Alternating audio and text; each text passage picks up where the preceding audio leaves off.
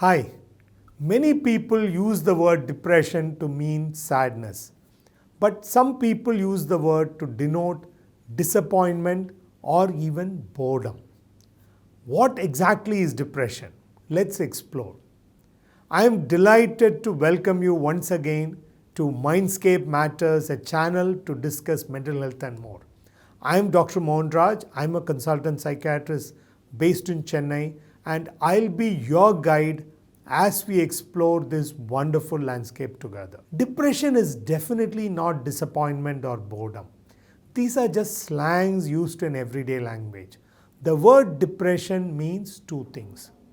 One is the mood, that of sadness, which is also referred to often as depressed mood. Another denotes an illness, depressive disorder. In this episode, we are going to look at what depression as an illness means. Depression as an illness has three main symptoms: sadness, decreased interest, and decreased ability to enjoy. Regarding sadness, we are not talking about normal sadness which all of us would have experienced from time to time when we face some disappointment or we lose something dear. Here we are talking about pervasive sadness. This sadness pervades all around us and at all times or most of the times. The second important symptom of depression is loss of interest. The person loses interest in activities that he or she was very fond of only a few days earlier. It could be their work, voluntary activities, sports activities, or any other leisure time activity. Some of them would continue to do their work well, but they would say, I do the work because it has to be done. I'm not able to take interest or get involved like before. The third symptom is related, that is, inability to enjoy things, which they were able to enjoy earlier. Be it listening to a song, watching a movie, playing their favorite game, any leisure time activity. Earlier they were able to enjoy these activities, but now they find it's very flat. They're not able to enjoy it anymore.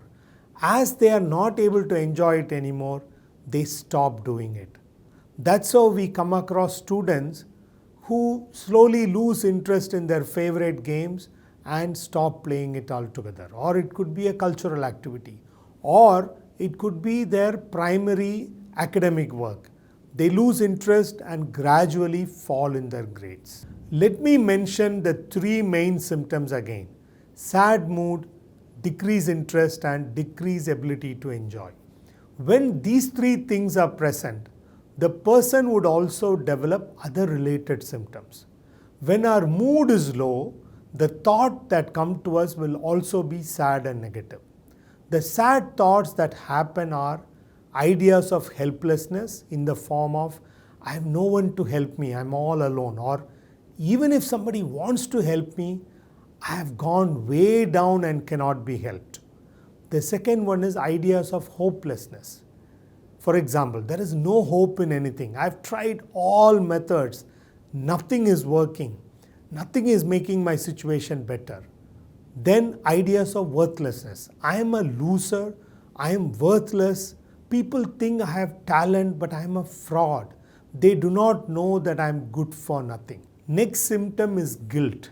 This could be normal guilt for some mistakes that we have actually done, or severe guilt for assumed actions of sins which were not actually committed. One person said, I committed a sin and God wanted to punish me and so brought on the tsunami.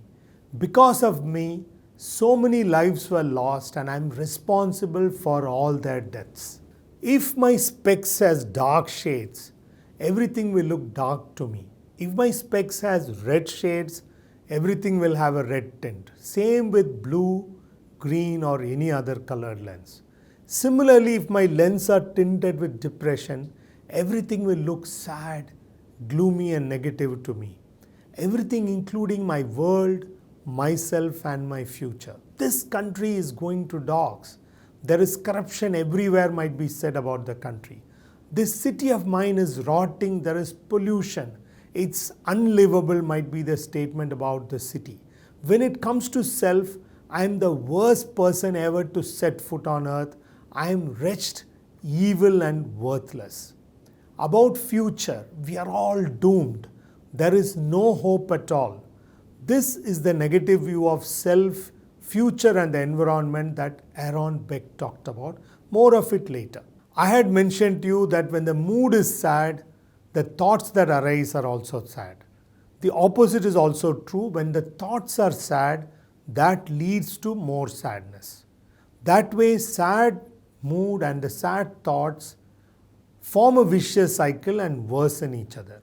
When both the mood and the thoughts are sad, that leads to other thoughts, philosophical thoughts like, what is the point in living? This will lead to death wish and suicidal ideas.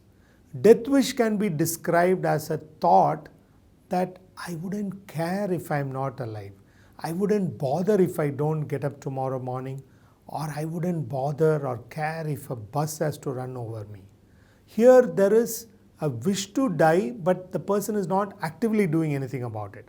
On the other hand, a suicidal idea is one where a person wants to die and will actively look at ways of carrying it out. For example, they might start thinking, should I take father's prescription and go to 10 different shops and collect as much tablets? Or should I try some other method? Nowadays, there are a lot of websites which tell you about the various methods of ending one's life, and many of the adolescents actually go and research these methods. We will talk about suicidal ideas and suicidal attempt in much more detail in a different episode. When a person is depressed, there will be other non-specific symptoms like disturbance of sleep, appetite, difficulty concentrating, difficulty in processing information. Coming to sleep, most people with depression will have decreased sleep. In mild depression, they have difficulty falling asleep. But in severe depression, they may not have difficulty falling asleep, but they will get up at 3 a.m. or 4 a.m. and that is the time when the depression is worst. On the other hand, in certain adolescents, their sleep can actually be excessive when they are depressed. Coming to appetite, most people who are depressed will have less appetite, and because of this they eat less and lose weight, sometimes up to more than 5 kilograms per month. Adolescents, on the other hand, might eat more and gain weight while they are depressed. There are other non-specific symptoms like lethargy, tiredness, and body pain. These are too non-specific to be of any diagnostic value, but when they occur in depression, they can make the dysfunction worse. In the next few episodes, let us examine what is normal sadness and when does it become depression. Are there different types of depression? What is the relationship between stress and depression? Is stress always necessary for depression to develop? And many other related questions. If you have a question on depression, please ask in the comments below, and I assure you to make a video on that question. Thank you for watching this far. If you like this video, please tell 4 of your friends. Tell them there is a Tamil version of the same video. Stay tuned because Mindscape matters. Bye.